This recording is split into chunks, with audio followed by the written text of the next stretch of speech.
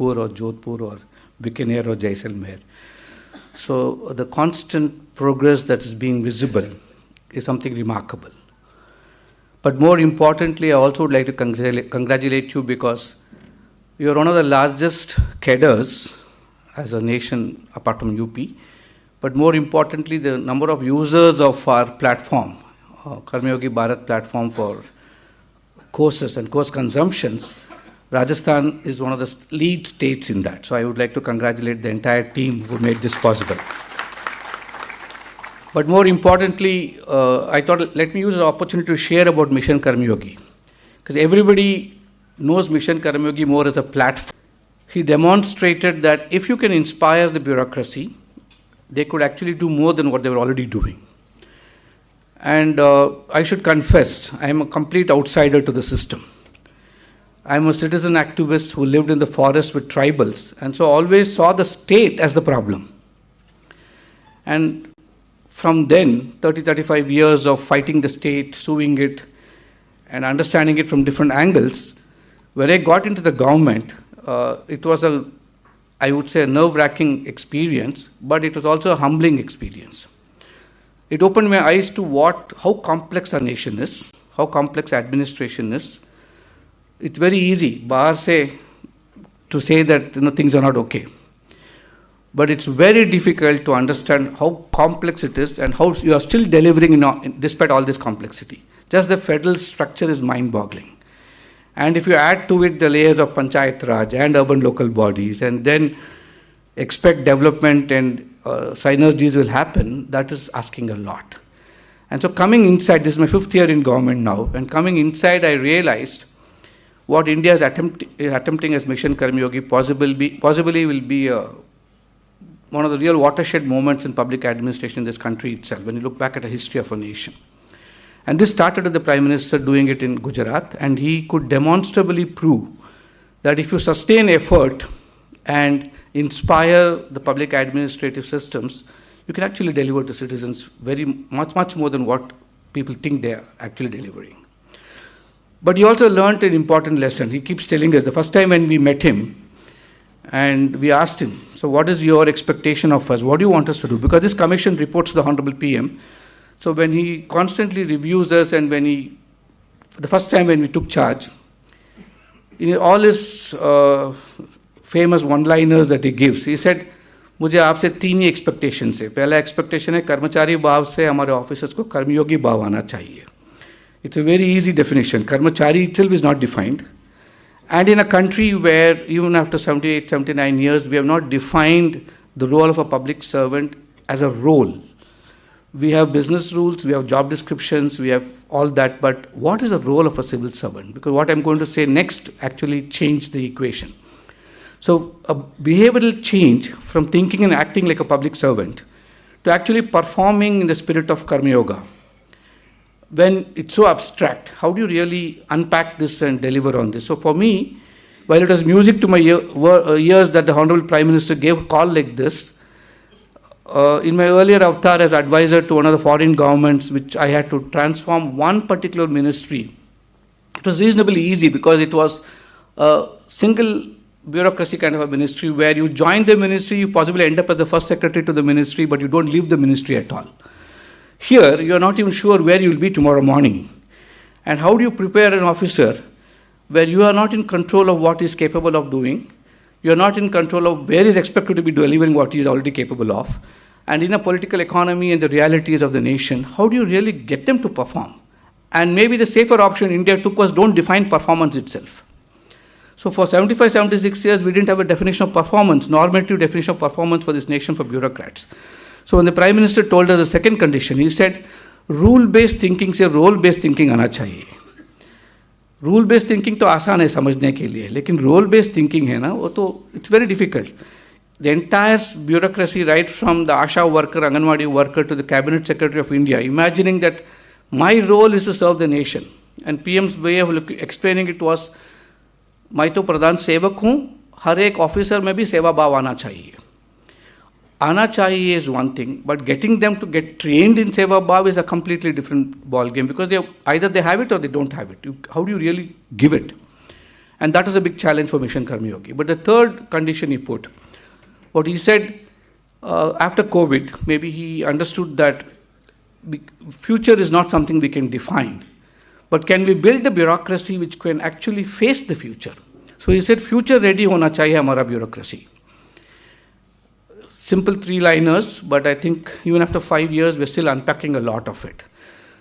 And then what he told, he asked us each to present, and I still remember, Pehla meeting mein, all of us presented, and obviously we all want to impress the Prime Minister when you're asked to present in his presence. And with all that arrogance of a Harvard education and imagining a new government, I made a damn good presentation is what I thought. And those of you who know the Prime Minister know that he never intervenes when you present. But he'll remember every word you said. You would have forgotten what you said, but he doesn't. And he doesn't even forget it for a long time. And after listening to me, he said, मैं तो 13 साल chief minister बन के रहा हूँ, 7 साल से prime minister हूँ, क्या आप सोचते हैं कि मुझे ये सब मालूम नहीं है? So I thought instead of saying, Shabash, this man is out to sort of show me the door. And then what he said later, he said, ये तो अच्छा है, लेकिन आपको अगर मैं करने दूंगा, तो 3-4 महीने में सिस्टम मुझे आपका शत्रु बना देंगे और मुझे आपको निकालना पड़ेगा. So आप बाहर से आए हुए हैं, 1 साल तक कुछ नहीं करना आपको. 1 साल से पूरा सीख लीजिए कि ब्यूरोक्रेसी कैसे काम चलता है. देश तो चल रहा है, no, it's working. And he said the best advice he gave me was just learn. And the next 1 year, that's what I did. I never knew what was an MTS. Understanding these acronyms itself took me some time. And then what is the difference between a PS and a PPS? Who picks up the telephone first? Who answers first? You know, it was very funny to me because I would just walk into a joint secretary's office or an under secretary's office and just sit with him. But then my PPS would tell me, sir, but your secretary rank, you can't do that. So I was educated by my own PPS, and that's exactly how most of us, I think, go through this learning curve. But then I sat with everybody till then Rajiv Gobaji was the cabinet secretary. I just shadowed them for a day or two each. And I understood how extraordinarily functional is our bureaucracy. And it's not easy because in 47, when we gained our freedom, our job was just to provide 350 million people, this 2% of global GDP. It's not easy to just ensure every citizen gets their bare minimum at least. And a bureaucracy which treated its citizens as subjects of a crown to suddenly switch gears and say citizens of a nation. And no training. Most of you will be aware that all our training institutions, most of them I would say, are pre-independent India. Their DNA comes from the British. And आज हम बोल रहे हैं कि decolonization होना चाहिए, but more importantly, decolonization समझना बहुत मुश्किल है, लेकिन Indianization पहला होना चाहिए. And we have done that. We never had a competency framework. Mission Karmayogi has developed a competency framework based on the Gita called the Karmayogi Competency Model, and which is what the whole nation today is now using, every academy is using. Close to 350 academies in the country, and numbers are something which is frighteningly huge. When I took charge, I was told there are only 25 CTIs. And यहाँ training होता है, आपको training के बारे अगर supply side को समझना है तो उसको एकेडमीज के बारे में समझना पड़ेगा. So from Lavasna to Police Academy to Tax Academy is easy to understand, but we discovered 890 academies in this country under the government of India alone. Forget all the states. And by the time we could understand them, we discovered only 350 are actually doing some training. And then we started accrediting them and saying how good are they, what are they doing, etc. So it's a huge opportunity. And I think from providing in 47 to 90s when we started provisioning, officers had to suddenly learn that no longer have they worry about distribution, logistics, food provision, or state running bakery to airports. They suddenly have to privatize, globalize. So they had to have a new set of skills which no training institution gave them. They learnt on their job. It speaks to the enormous ability of a bureaucracy that they all learnt on their jobs, and they learned very fast. But then here comes along a prime minister who says, Nagarik Devo Bhava. He says, mantra of my country is, my government is Jan Bhagidari.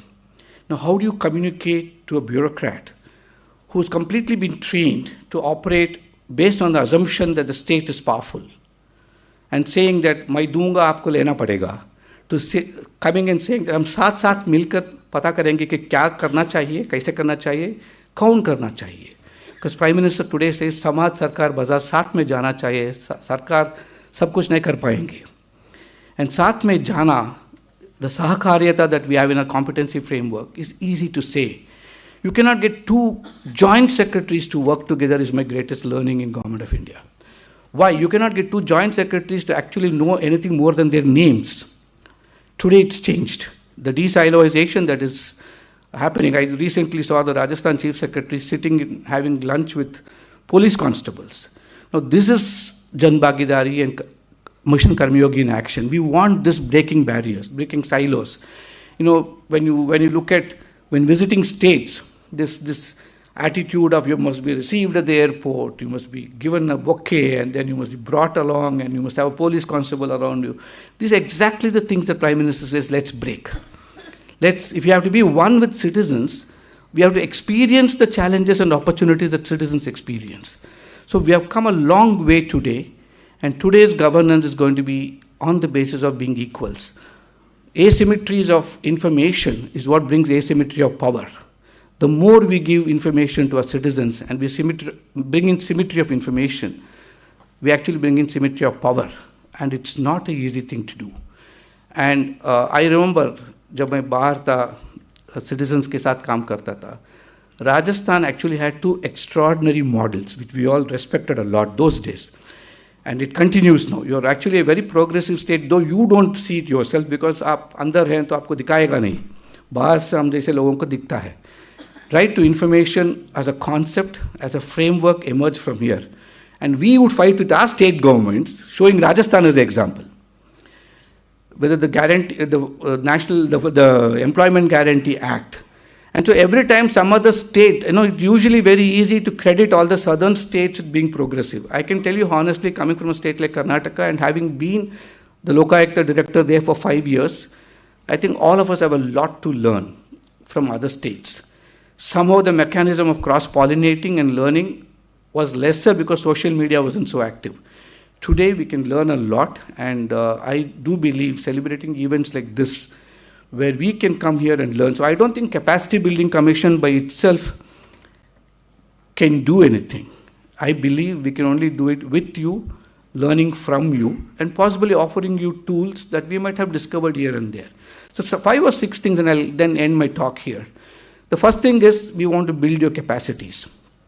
And we believe discovering the future of work is the first mandate of ours. 5 साल के बाद सरकारी काम कैसे रहेगा किसी को मालूम नहीं है. Well, introducing this, I was a professor at Cornell till last year, and I used to teach at the Industrial Labor Relations School. And my job as part of a committee that the dean had set up was to define the future of work. And 3 years later, we said it's impossible to define. This was before COVID. And we said the easier thing is to accept that we can't define the future of work. Just imagine, governance is altering so rapidly. We are having new definitions of public goods. Public goods are now becoming private goods. So we don't even know the distinction between public and private in many cases. The way we manage stuff, whether it's joint forest management to information given citizens even before they are asking for it, we've come a long way. To the other extreme, where states are now actually providing so much that citizens are losing enterprise and becoming parasites. So it's a vast spectrum. Understanding public work itself is complex. We are supposed to define it. Because in Bharat में कैसे रहेगा public work? Government होगा या नहीं भी मालूम नहीं है. Governance कैसे होना चाहिए? It's a big challenge. And understanding whether it's going to be a citizen-centric government or a government-centric citizen that we'll have to have. These are all new challenges that we are all having in the commission that we think about. Second is the workplace. And next time any officer visits Delhi, please visit Kartavya Bhavan. Why shouldn't a government office look posh? Why shouldn't it look top class? Why shouldn't it be an ecosystem where, because research shows 30 to 40% of productivity goes up if your ambient space is very reasonably well managed. And doesn't have to be like an old government office full of dust and all that. It doesn't happen anymore in Government of India. I'm sure here too. The last is the work person. We are getting a new generation of youngsters. My MTS is a master's degree holder who's writing the civil service exam. And that is a kind of change in the kind of workmanship this nation is seeing today. And it's an opportunity and an honor to actually have such young people. The average age of my team in the commission is 26. And the kind of knowledge they bring to the table is so astonishing. They actually make me feel like an old man very easily every day.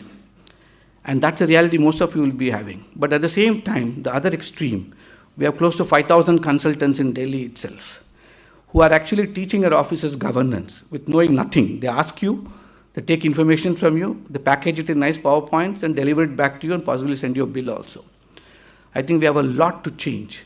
33% of UK's bureaucracy is part-time. They come 2 days a week. The US is a mess. Some of my students worked in Doge, and the horror stories they told me, they quietly have buried it now, if most of you remember. So we are running the world's largest transformation program.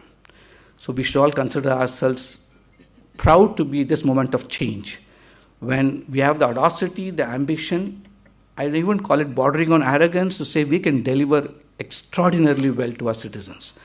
It's a good form of arrogance to have, and you have shown the way. So in conclusion, the simplest theory we follow is, what can we really control in this? We say the MMO framework. First is motives. The best of India's talent are getting into the system. The toughest exam in the world, 1.5 million people take it. Hardly 600, 700 actually sit in the foundation batch. How do we keep them inspired to their entire journey of civil services? What do you do for them? How do you train them only for the role? I see Anandi here, who was in Labasna when he started to work. Labasna's training is altered now. How do you just prepare them for 5? Why are we talking phase 1, 2, 3, 4, 5? Does it even have any relevance? Can't we just prepare our officers for the next 3-4 years of roles they play? Can't they just learn when they want to learn? Today we are experimenting an algorithm in Karmayogi Bharat, where you don't have to do a course. I know AIS, All India Service Officers here would have got a circular from DOPT asking you to do 6 courses. Otherwise your APAR will get affected. We adults don't learn by compliance. I have had joint secretaries in Government of India tell me, हम तो login कर देते हैं, on करते हैं, हमारा PPS या MTS course करवा देते हैं, हमें certificate मिल जाता है. That is not learning. That is just doing a course. We want you to learn, and you learn only when you want to learn. And so what are we doing for that? We are creating an algorithm which draws information from so much on the website, so much on the public domain, so much of your experiences and work, so much of the case studies that we have put together. And you can go put in a question and say, I am ACS home, and I'm struggling with this problem. What can I do? It will give you a 15-minute capsule, cutting videos from different places, putting it together as a course, and actually provide you a course only for you. So it will customize course for the problem that you're struggling with and give you an opportunity for a solution. So today, the technology has changed the way we learn, the way we will actually learn. And 28 states have signed up with the commission to work, and Rajasthan was one of the first states that actually signed up. And any kind of inputs you want in terms of capacity building the state's capacity to deliver rather than just capacity as a training input. And I'm not sure if Srinivas will like me saying this, but the last thing we served together was co-chairing a committee of restructuring 6 major ministries in Government of India. I do believe it's one of the finest work we did. And I am proud, I'm sure Srinivas is also proud. And we realized that the flavor of what delivery means by these ministries can alter, and it can be done with far lesser people. We can do far more good with far lesser people. And I'm sure Rajasthan will also be a front runner in setting this example where you will actually implement it. Government of India, it takes a little longer time for it to see implementation. Lekin states mein to bahut jaldi ho jata hai. And the Honorable Chief Minister is here. I'm sure you will start recalibrating ministries. You will start recalibrating operations. And in any way that we can offer support, I'll be more than happy to engage with the Government of Rajasthan to do what we can. So again, it's a pleasure and an honor and a matter of pride that I could be with all of you today. And I think the role is simple. Your role is to make Rajasthan the #1 state. And as a nation, our role is to have everyone be a #1 state. And hopefully that's the way we can touch Vikasit Bharat. And if we do that, 2047 is far, far away. I think we can do it much earlier. And growth and development is not just GDP. That we will achieve, the pace of growth. I think it's much more. investing on human and social capital of our citizens, making them feel responsible for their own development, where the state is a facilitator, a co-creator, and not the provider. If we can get there, that is real empowerment of both the state and the citizen. Thank you. धन्यवाद. Mission कर्मयोगी के माध्यम से माननीय प्रधानमंत्री जी के सपने सेवा ही संकल्प राष्ट्र प्रथम के भाव को पूरे भारत में साकार कर रहे हैं और आपके विचारों और कार्यों ने क्षमता निर्माण के महत्व को नई दिशा दी है. माननीय मुख्यमंत्री महोदय की मंशा और उनके विजन को हर जन तक पहुंचाने के लिए प्रशासनिक प्रतिबद्धता के साथ काम कर रहे हैं. माननीय मुख्य सचिव श्री वी श्रीनिवास जी, आज आपका सानिध्य हमें प्राप्त हुआ है. माननीय, आपसे करबद्ध निवेदन, आप सभी की तालियों के बीच आमंत्रित करती हूं सुशासन की दिशा में राज्य की प्रशासनिक प्रतिबद्धता पर अपने विचार साझा करने के लिए. साथ ही माननीय प्रधानमंत्री महोदय के संदेश का भी पठन करें. Respected Chief Minister of Rajasthan, respected Deputy Chief Ministers, respected Cabinet Minister, distinguished Director General of Police, Honorable Member of the Capacity Building Commission, distinguished colleagues. I will read out the Honorable Prime Minister's message on the celebration of the Good Governance Week from December 19th to 25th, 2025. This occasion underscores our collective commitment to enhance responsiveness, transparency, and accountability in governance. What began as a government-driven program has today evolved into a mass movement for good governance, bringing citizens and institutions closer through improved service delivery. Through next-generation reforms, simplification of systems, and people-friendly policies, governance is becoming more effective and touching people's lives. The strategic adoption of emerging technologies such as artificial intelligence, data analytics, and digital platforms is advancing India towards an efficient and transparent governance ecosystem that enables timely, high-quality decision-making. By reducing pendency, enhancing ease of living, and ease of doing business, governance reforms are transforming government offices into models of cleanliness, efficiency, and citizen-centric service. When it comes to reforms, it is important to keep the momentum going in every department. Every department and every office needs to continuously analyze its processes and see how they can be made faster and simpler. The special Swachhta campaign, driven by a whole-of-government approach, has also been worth noting. It has gone beyond compliance to become a continuous process of streamlining offices, disposing of obsolete records, removing e-waste consciously,